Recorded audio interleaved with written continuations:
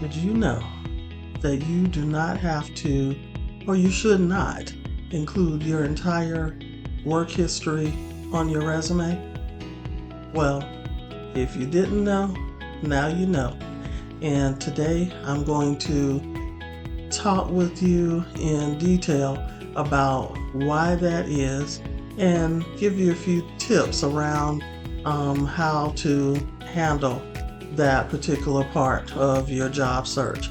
So when you are crafting your resume, you need to keep in mind that unless it is a curriculum vitae, which is usually used for applying for positions in the research or academic fields, a regular resume, mainstream resume that is used for most other occupations does not require your entire work history, and it ideally should not be longer than 2, maybe max 3 pages long.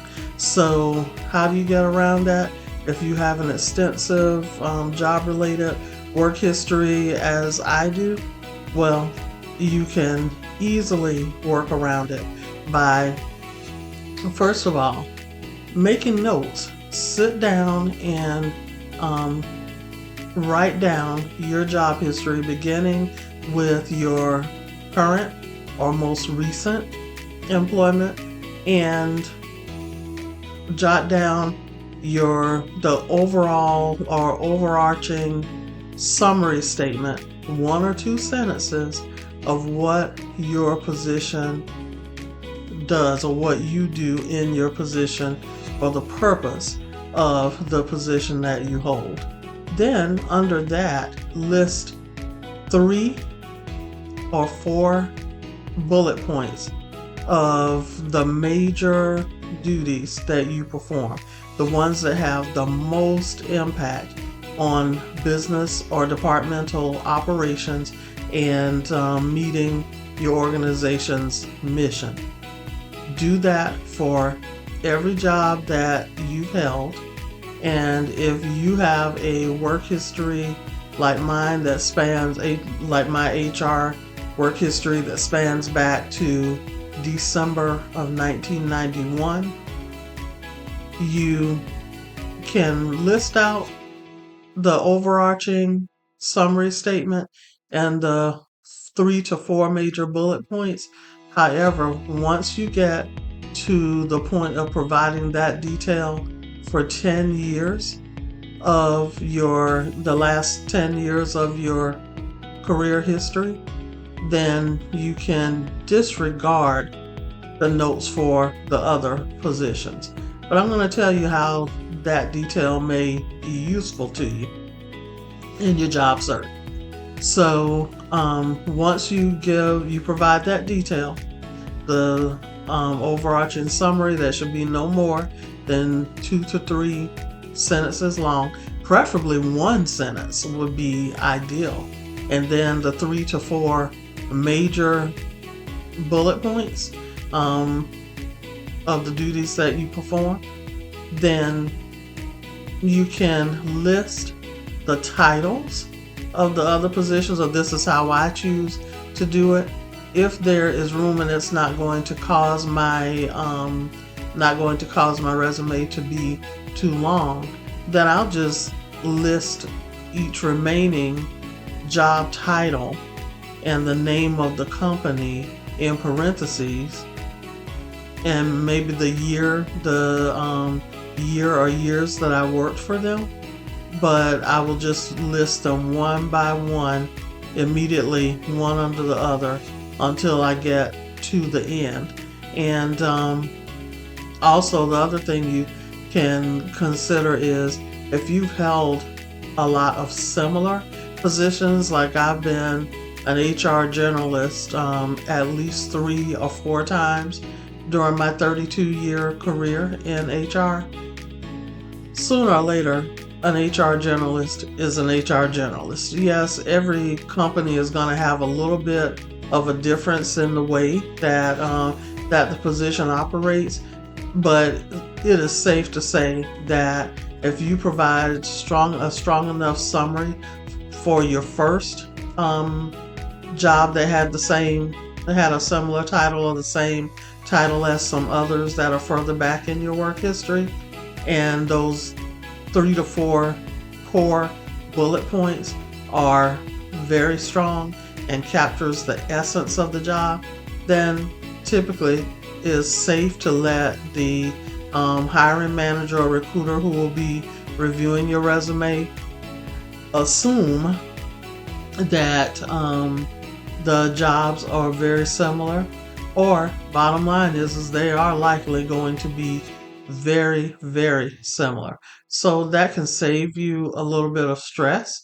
Now, what I would recommend that you do is always have one resume that is fully detailed. I mean, with minute details that you may not put on the one that you include on the one that you use to actually apply to career opportunities. And the reason being is because if you have a long career like mine has been, you start to forget some of those unique items about jobs that you held earlier in your career, and you never know when you might need to resurrect that information. And particularly when you're preparing for a job interview, then you may see something in the job posting that reminds you of something of a duty or responsibility that you had earlier in your career. But maybe that's one of the duties or responsibilities that your current position may not include. So you want to have a resume that has all of the detail, who your manager is or was, or who the contact person for the reference for that position is, all of that. And even instead of just the month and the year, if you have the exact day that you started to work for them and the exact day that you left employment with them, then you want to have that as a reference point for you. And so when you have an interview, whether it be virtual or in person, you can take that detailed resume with you. And there's no shame in the game for referring to notes. Let's say you got a question that you can't quite remember which job you had that particular responsibility or that particular question relates to. It shows that you are very well prepared by having that detailed document. And what I even do is I make notes on the side of mine in that resume white space. I make notes to just jog my memory as necessary. And so when I get to my interview, if I need to refer to it, no interviewer is going to hold that against you, as long as you make your reference to the document very quick. And you can say, let me look at my notes here, because there is a particular position, although it has a similar job title as the others, it did operate in a very specific manner. So let me look and see, remind myself of where that particular, what organization that particular opportunity was with, because it was earlier in my career. Let me tell you, that will impress interviewers like you cannot believe. So don't be shy about taking notes during an interview, or also referring to notes that you previously jotted down in preparation, because that's going to show them that you're very methodical about the way that you approach your projects. And if you're approaching your job search in that way, they're going to be very impressed, and they're going to assume that you would also approach your work-related assignments in a very similar, systematic, and organized way. And that's another way of gaining even more brownie points with your interviewers. So there you have it.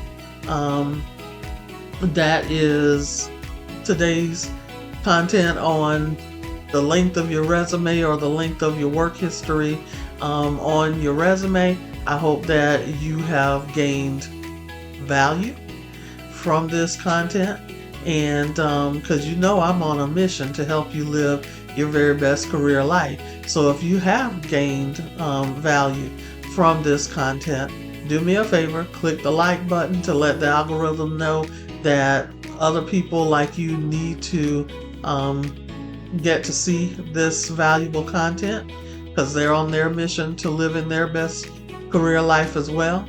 Then also share the content with someone else who could find value in this content. And if you have not already, when you are ready, subscribe to my channel, because I would love to have you as one of my official workplace warriors. Then if you would like to work more closely with me, please refer to the notes under the video, or if you're watching a written version of this content, then please refer to the notes that follow the end of the article. Also, remember about my Friday morning lives. Tomorrow's Friday morning live is at 7 a.m., bright and early at 7 a.m., and I would love to have you join me on YouTube, on my YouTube channel at HR by Nnamtique 167, and that's at HR by Nnamtique 2 N's 167. And other than that, I hope that you enjoy the rest of your week. And as always, career success to you. And I'll see you in another video or during a Friday morning live. Bye-bye.